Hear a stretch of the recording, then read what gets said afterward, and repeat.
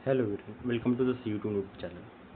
My name is SK sir and मैं लगभग 5 सालों से जो master degree and bachelor degree जो सीईटी स्टूडेंट उनको पढ़ाता हूँ एंड मैंने लास्ट ईयर सीईटी के साथ भी वर्क किया है।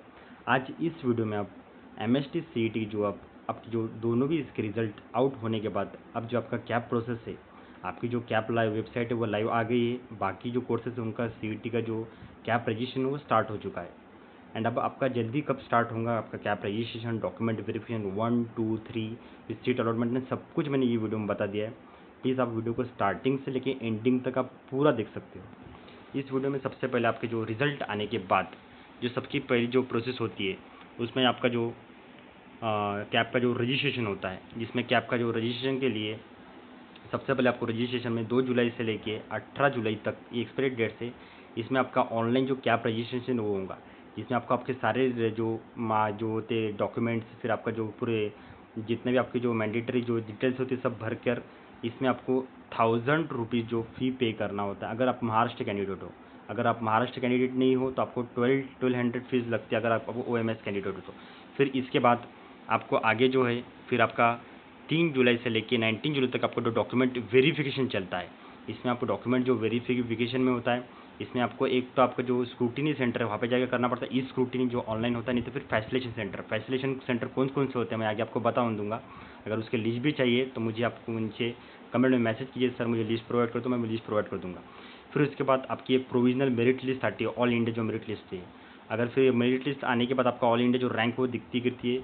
फिर आपका जो सबमिशन ग्रीवेंस, अगर आपको कुछ इसमें अगर कुछ मिस्टेक्स होंगे तो आप मिस्टेक करा सकते हैं, और आपके जो ऑल इंडिया मेरिट लिस्ट में अगर आपका नाम की में चेंज होंगे तो चेंज सब करा सकते हैं।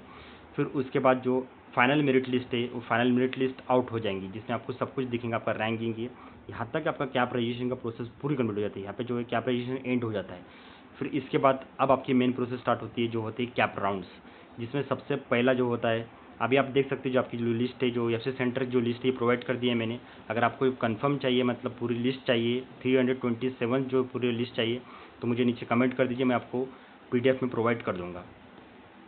एंड उसके बाद फिर आपका जो मेन होता है कैप राउंड 1 वो स्टार्ट हो जाता है, जिसकी डेट्स आपको देख सकते हो, जिसमें 28 जुलाई से जो है पहला आपको कैप राउंड 1 स्टार्ट होगा, जिसमें ऑनलाइन सबमिशन सबसे पहले आपको कॉलेज डालना होगा। फिर उसमें कॉलेज में आपको जो है आपका जो बरोबर कॉलेज डालना होगा, फर्स्ट सेकंड थर्ड। इसमें फिर आप कॉलेज की लिस्ट आप अभी से रेडी कर दीजिए, जिसमें सब कुछ आप बरोबर फिल करके जो लिस्ट आपको कौन कौन से डालना है कैप राउंड 1 में आपको देख सकते हो। एंड आपके अकॉर्डिंग परसेंटेज के अकॉर्डिंग अगर आपको जानना भी हो तो मुझे मैसेज कर सकते हो व्हाट्सअप पे, या फिर मेरे व्हाट्सअप जो कम्युनिटी है उस पर भी ज्वाइन कर सकते हो, जिसमें मैं आपको सब कुछ पर्सनली बताऊंगा। और जो व्हाट्सअप का जो ग्रुप है उसके लिंक आपको कमेंट में मिल जाएंगे और वो लिंक से आप ज्वाइन कर सकते हो। फिर इसके बाद आपका जो लिस्ट डालने के बाद फिर आपकी प्रोविजनल एक जो अलॉटमेंट होती है, रिजल्ट जैसे रिजल्ट होता है वैसे रिजल्ट आता है कि आपको फर्स्ट जो राउंड में कौन सा कॉलेज अलॉट हुआ है। अगर फिर वो कॉलेज जो अलॉट हुआ है उसमें आपके पास 3 ऑप्शन होते हैं, एक फ्रीज, ऑटो फ्रीज, फिर बेटरमेंट। अगर आपको पहला ही राउंड का फर्स्ट अगर कॉलेज मिल गया तो उसको बोलते हैं ऑटो फ्रीज। ऑटो फ्रीज हो जाते हैं, फिर आपको कैप राउंड वन जो सेकंड है उसमें पार्टिसिपेट नहीं कर सकते। फ्रीज उसको कहते हैं, अगर आपसे एक्सेप्ट करना है तो उसको फ्रीज करते हैं। अगर आपको बेटरमेंट के लिए जाना है तो कैप राउंड 2 में तो बेटरमेंट के लिए आप जा सकते हो। फिर उसके बाद आपको सीट एक्सेप्शन करना होता है, जिसमें आपको बता दिया मैंने फ्रीज ऑटो फ्रीज क्या क्या होता है सब कुछ। अगर डिटेल में जानना है तो मुझे बोल दीजिए, मैं इस पर भी वीडियो बना दूंगा फ्रीज ऑटो फ्रीज बेटरमेंट क्या होता है। फिर उसके बाद आपको अगर आपको कॉलेज लेना ही है फर्स्ट राउंड में तो आप फिर 3 अगस्त 6 अगस्त ये एक्सपायर डेट में आप जाके रिपोर्टिंग कॉलेज को जाके आपको जो अपने डॉक्यूमेंट्स है, जो आपने एफसी सेंटर से डॉक्यूमेंट वेरीफाई वो डॉक्यूमेंट दे के जाके फिर आपको फ़ी पेमेंट करके आप फाइनल एडमिशन यहाँ पे ले सकती है कैप राउंड 1। अगर किसी को कैप राउंड 2 में जाना है, कैप राउंड 1 के लिए नहीं चाहिए, कैप राउंड बेटरमेंट के लिए कैप राउंड 2 में जाना है, तो उसकी मैंने सब डेट बता दिए।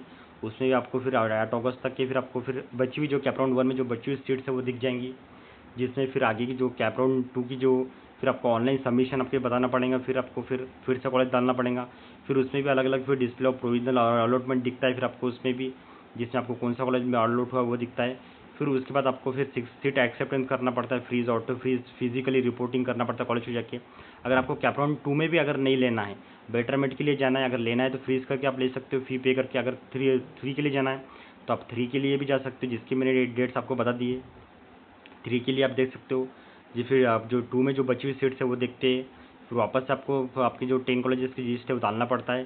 फिर वापस डिस्प्ले दिखता है आपको कौन सा कॉलेज अलॉट हुआ है। अगर आपको आगे चाहिए तो फिर आपको अगर आपको डेटर में के लिए जाए तो फिर आप ये लास्ट राउंड होता है, फिर आपको इंस्टीट्यूट लेवल पे जाना पड़ता है कैप राउंड 4 में।